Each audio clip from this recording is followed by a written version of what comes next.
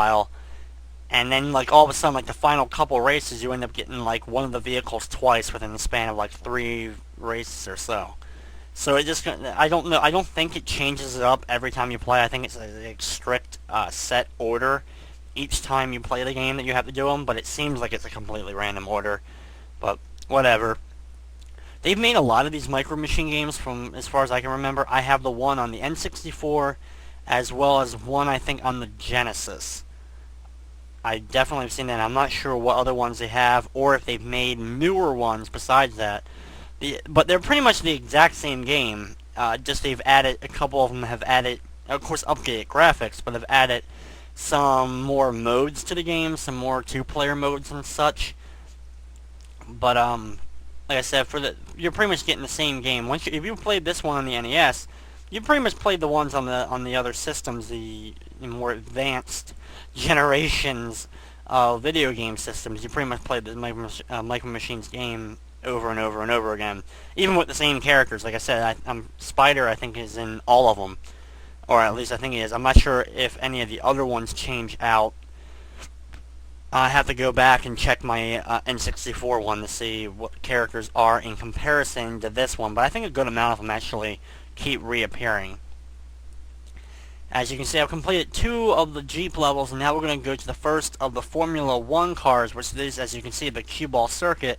This is the first of the pool table themed levels. Now this one's not too bad, but they all have this one area. As you just saw how I went up that card to get up to the upper part of the pool table, getting off the freaking top part of the pool table like this onto another card is the hardest part of this race. Because you're going so fast. The Formula 1 is one of the fastest cars, not surprisingly, in the Micro Machines game.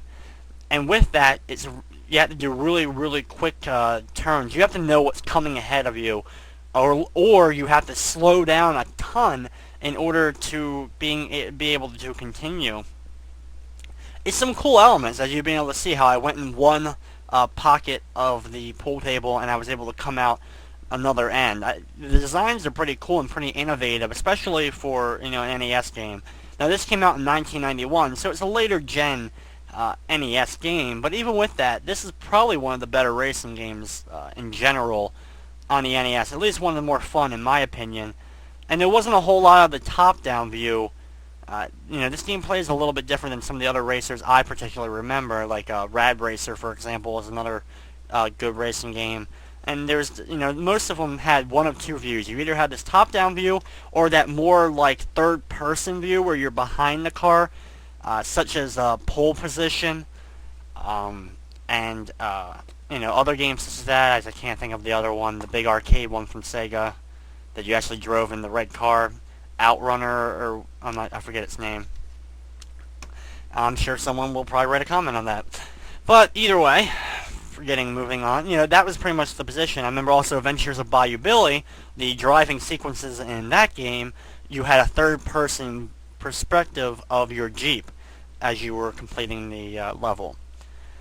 Now, as I get to some of the harder courses, like I said, on each of the courses, I'm going to give pointers to how to do them, but without playing the individual courses and memorizing what's coming up, it's almost impossible for me to give you a direct walkthrough, play-by-play of exactly when to turn and all, without just sounding stupid, like just going like, okay, turn now, turn now, turn now.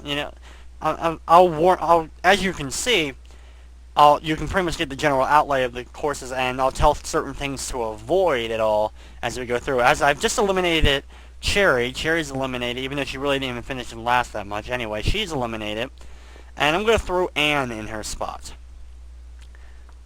And we're moving on to the second of the Warriors levels with the, the spiked cars on the, this is like the garage-themed level. As I just got crashed into, and you see I blew up there. And I quickly respawned. Unlike falling off a table, I get a quick respawn so I can get right back on. Pretty much the only hazards on these courses, other than the other drivers themselves, which are the biggest hazards hitting into you, is the little pockets of like glue that are on the course, the raceway itself, that slow you down as you go through them.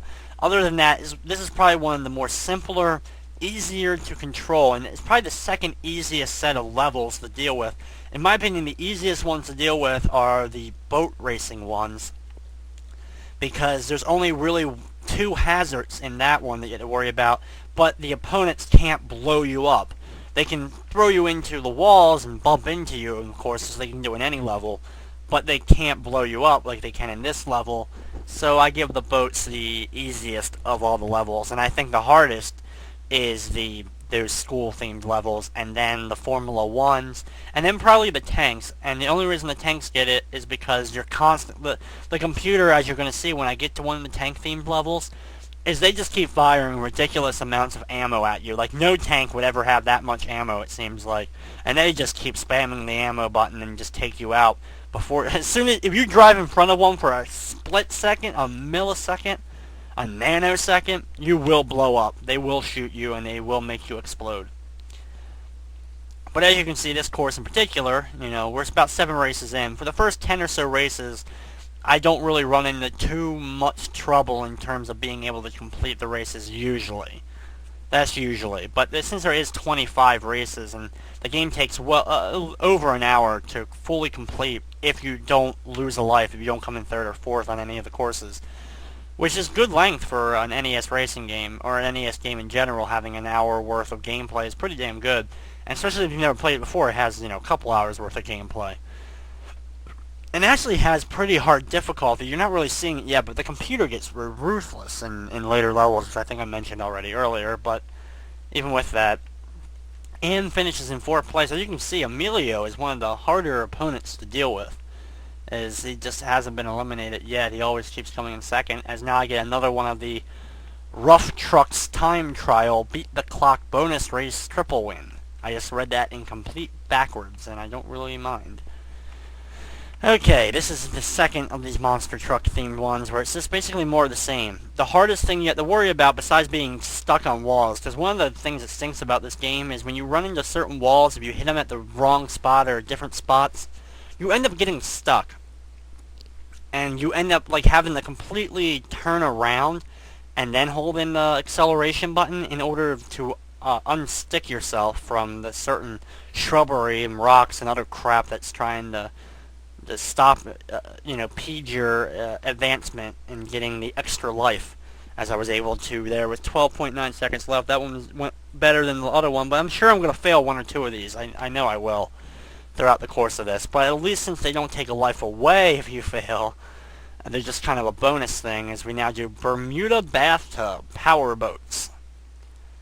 Which, yeah, the thing you got to worry about, of course, in this one, there's, of course, there's soap bubbles everywhere, which is, of course, is a uniquely themed level with the fact that you're in a bathtub. There's also rubber duckies you have to watch out for, as you just saw there, as well as whirlpools. Those are your 2 biggest ones. But overall, the controls are some of the easiest in the game for the boats. You just, you don't really have to do much pressing. Oh, I forgot about the tunnels. The tunnels as well, but they're really not that much of a hazard. If you know once you know where they are, you just have to aim yourself at about the middle of the road each time, and you can get through them. But as you can see, my opponent just hit that rubber ducky, so now I have the full control of the lead for at least now. But you can see the computer's always faster than you. Unlike most games, the computer is legitimately faster than you. There's some racing games like that, but for example, like some of the easier difficulties on certain racing games, the computer isn't anywhere near as fast as you, or at least at the same speed, so that you can catch up easily. But look at it. I mean, this should be a pretty easy win, but I'm going to end up losing this race. I mean, it's not like it really matters. As long as I come in 2nd, I still technically win. I still advance with no penalties. But, come on. No, I'm not going to be able to get this guy won the race.